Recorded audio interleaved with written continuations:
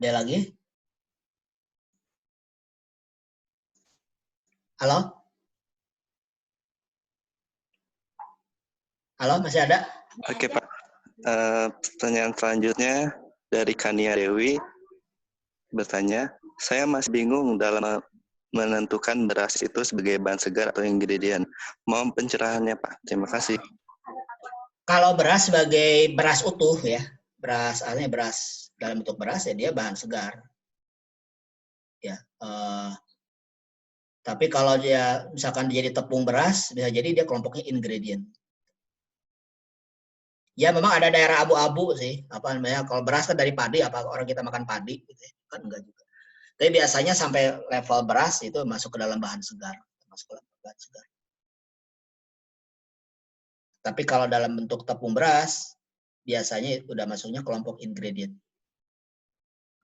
Gitu. Oke Pak, pertanyaan selanjutnya dari Kaisa. Saya ingin bertanya, buah non-klimaktrik tadi kan tidak mengalami pematangan setelah dipetik. Lalu, mengapa tetap bisa mengalami pembusukan walaupun dipetik saat belum matang? Klimakterik. Yang klimakterik atau non klimakterik? Yang klimakterik. Kalau klimakterik kan tadi polanya ini tadi, yang saya share tadi tuh. Yang tadi ada dari pektin, ya, kemudian ada protopektin, menjadi asam pektat, itu adalah polanya buah-buah klimakterik seperti itu.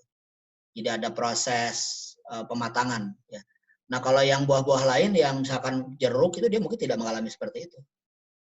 Ya mekanismenya berbeda. Dia bukan buah klimakterik, non klimakterik. Jadi nanti ada yang disebut dengan buah klimakterik, ada buah non klimakterik. Ya. Kalau buah klimakterik dia memang mengalami pola seperti tadi. Kalau non klimakterik memang harus dipetik dalam keadaan matang gitu. Dia tidak akan mengalami perubahan apa namanya? Ya membusuk aja nanti matang ya membusuk. Ya, dia tidak akan mengalami pola apa namanya? Proses pematangan ya. Semangka misalkan semangka ya dia harus dipetik dalam keadaan matang. Kalau mentah ya mentah aja, dia nggak akan jadi matang. Jadi kalau pisang matang, mangga pisang, mangga matang. Nah itu karakteristik itu menjadi penting. Contohnya misalkan ya, kenapa sih buah matang itu pasti ada hormon nanti ya, ada hormon disebut dengan apa etilen. Atau biasa istilah kalian misalkan tahu di karbit ya, di karbit itu sebetulnya menambahkan etilen, itu hormon yang menyebabkan mempercepat proses pematangan. Ya. Nanti kalian akan belajar lebih detail ya di mata kuliah karakteristik bahan pangan mengenai bedanya buah klimakterik dan klimakterik. Ya. Dari situ akan punya pemahaman yang lebih jelas. Oke, masih ada? Oke Pak, belum ada yang mengirim lagi pertanyaan, jadi silakan teman-teman yang lain kalau ingin bertanya bisa langsung chat aja ya. Di WA nggak ada ya? Di WA nggak ada. Oke, ya. Mungkin itu dulu ya, saya kira kuliahnya ya. Kalau tidak ada, nanti kita bisa lanjutkan lewat grup ya. Jadi silakan apa namanya, kalau ada pertanyaan di luar waktu ini pun bisa dilakukan ya.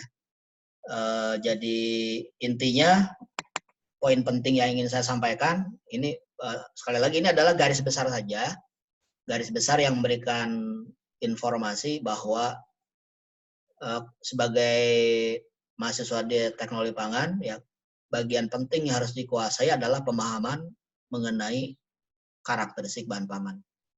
Nah, setiap bahan pangan itu karakteristiknya berbeda-beda ya, dan kalian harus mengetahui setiap apa karakteristik unik dari masing-masing bahan tersebut. Ya, bukan hanya karakteristik secara fisik, tapi karakteristik secara kimia. Komponen kimianya apa, kemudian dia bisa berperan menjadi apa, kemudian ada kemungkinan tidak dia berinteraksi satu sama lain dengan bahan lain, atau kemungkinan berinteraksi dengan lingkungan, ya, dengan kondisi proses. Ya. Nah itu pemahaman itu harus dikuasai, sehingga ketika kalian misalkan di industri ya mengembangkan suatu produk pangan, ya, atau kalian mendesain suatu proses, itu kalian tahu, oh ini bahan ini punya karakter begini, oh bahan ini punya karakter begini, sehingga saya mendesain seperti ini, saya memilih bahan baku ini, gitu ya. Itu yang harus dikuasai ya. Karena nanti contohnya misalkan ya, kalau kalian dikerja di industri kan banyak sekali industri ingredient ya. Banyak sekali ingredient itu ditawarkan, misalkan pabrik A menawarkan ingredient ini, pabrik B menawarkan ingredient ini dan seterusnya ya. Nah, kalian ketika disodorkan sebagai orang R&D nanya misalkan saya ini mau bahan yang mana yang digunakan. Nah, ketika kalian akan memilih bahan mana yang digunakan, itu harus memahami karakter bahan tersebut. Oh, saya milih bahan ini karena proses saya membutuhkan karakteristik seperti ini. Sehingga saya menggunakan bahan yang ini, tidak bahan yang ini. Seperti itu. Kalau tidak tahu, bingung kan nanti. Saya disodori mengambil bahan yang tadinya harusnya berperan sebagai pengental, tahu-tahu dia pembentuk gel. Masuk ke produk kita jadi gel semua itu produknya, tidak menjadi mengental. Ya, itu penting untuk dikuasai seperti itu. Ya. Saya kira itu poinnya yang penting ya. Tadi pendalamannya akan dipelajari di mata kuliah nanti di semester 3 ya. Semester 3 atau semester 4 ya kalian akan belajar detail mengenai karakteristik bahan pangan ya. Dan nanti termasuk bagaimana karakteristik bahan pangan itu penting di dalam proses pengolahan pangan. Mungkin itu dulu ya, saya kira Lutfi cukup.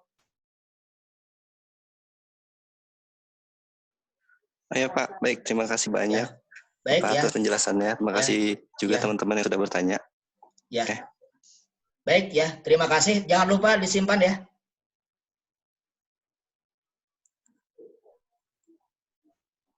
Baik, saya akhiri. Terima kasih ya atas menghadiri kuliahnya. Saya akhiri. Assalamualaikum warahmatullahi wabarakatuh. Waalaikumsalam. Terima kasih Bapak. Terima kasih Bapak. Ya, sama-sama. Terima kasih Pak. Yuk, sama-sama. Terima kasih Pak. Terima kasih Pak. Pak.